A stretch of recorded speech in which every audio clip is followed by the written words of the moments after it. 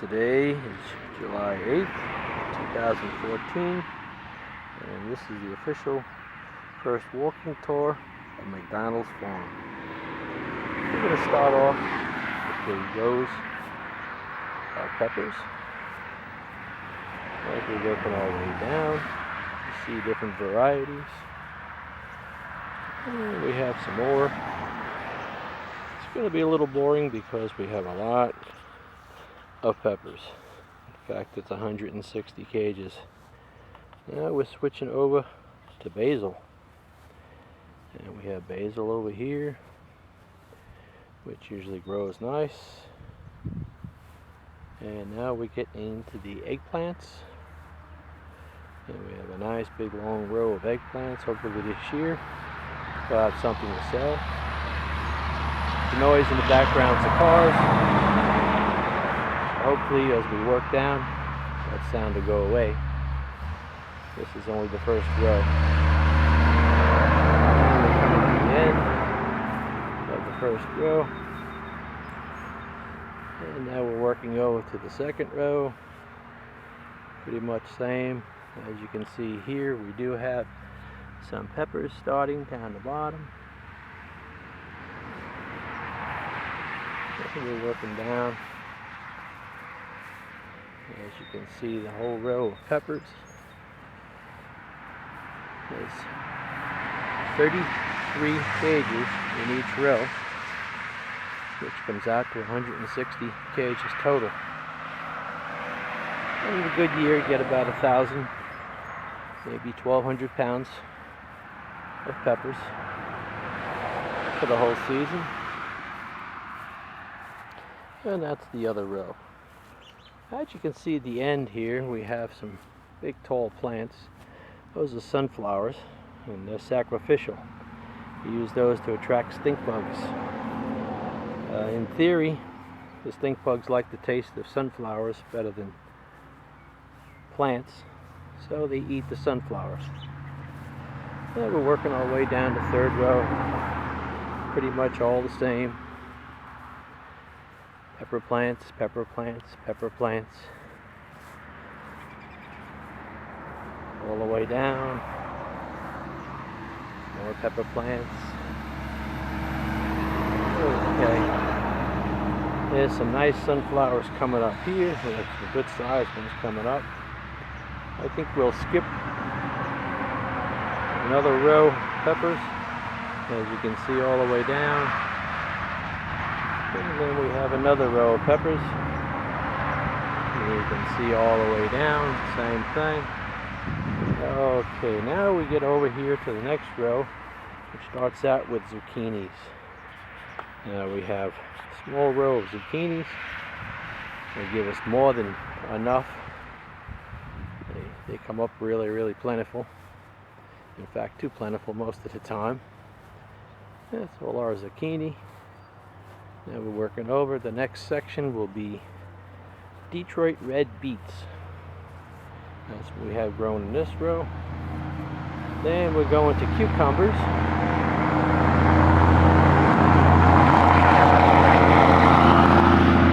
Now from the cucumbers we're going to string beans. And you can see there are a couple little string beans that are just starting. So the little beans, little white flowers. So we'll have string beans in a couple of weeks. And that's it for that row. The next row is cinnamon red watermelons. And that comes in this row.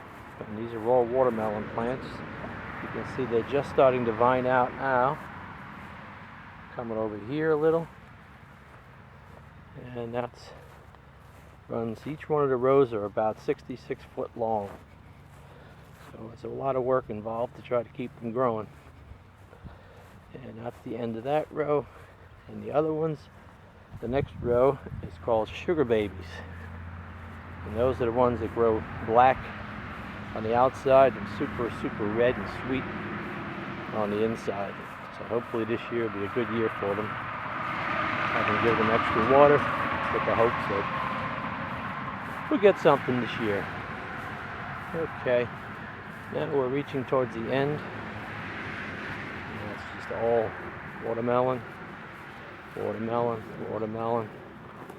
Now we're getting over to the potato rows. This is where my little rabbit was living. First row is cannabis potatoes, which is a russet type potato, good baking potato. If you've never tasted a homegrown potato, you'll never eat a store-bought one afterwards.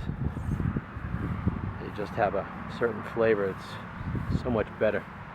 And all this is grown with no chemicals. I don't use any kind of pesticides, herbicides. Everything is done. If I see bugs, I pick them off by hand. Like you see here is beetles. So I take the beetle and squash them, if you can catch them. There's another one over here. Oh, it's a spider. We leave the spiders be because they're good. Over this row here is the red Pontiacs. You've seen the little red potatoes, I'm sure. These should be growing very, very good this year. To indicate when there's potatoes on the bottom, you look for flowers on the top. And you'll see these little white flowers, sometimes purple flowers. And that show me that there's potatoes underground. I'll go back to the other one, cannabis. You can see the flowers here. That means there's a bunch of potatoes underneath. Okay, and we're reaching the end of that. Now we're coming down to the compost pile. This here is basically collected leaves. I go around the neighborhoods and get a bunch of leaves and put them in a pile, and they pretty much do everything yourself. You throw grass on top, and little by little they just keep shrinking, rotting away. And what you see here, the next section, is already composted leaves. They've been sitting for about a year now, and I'll dig them up at the end of the season, run them over with the tractor, chop them up, and they'll get about 4-inch level in each one of the rows. And that'll be it for fertilizer, pretty much for the garden. It's the best thing in the world. It's filled with worms. That's, again, a lot of work. 600 bags, usually a year, are collected. Our last section, as you can see, quite a variety over here, is all tomato plants. 154 cages. So I'm not going to bore you by going up and down the aisles, but you can see the cages. You can see how they're growing. They're looking really good. All those little yellow flowers. Each little yellow flower will hopefully become a tomato. And we work our way all the way down to the end. And row after row, each one is caged in. Keeps it from growing out. Every day I have to come outside, push them back into the cages. They want to grow out, but you try to keep them inside so at least you can contain them in the cage itself. And that's the end for this year. The last couple of rows, I don't always plant down here. Sometimes I plant little things, pumpkins, gourds, but other times I'll let the rows rest for a year. And what you can see out in the long distance, I don't know if you can see it all the way out there, is the tobacco coming up. It's doing pretty good this year, caught up nice. And that's pretty much the farm. Okay, hope you enjoy it.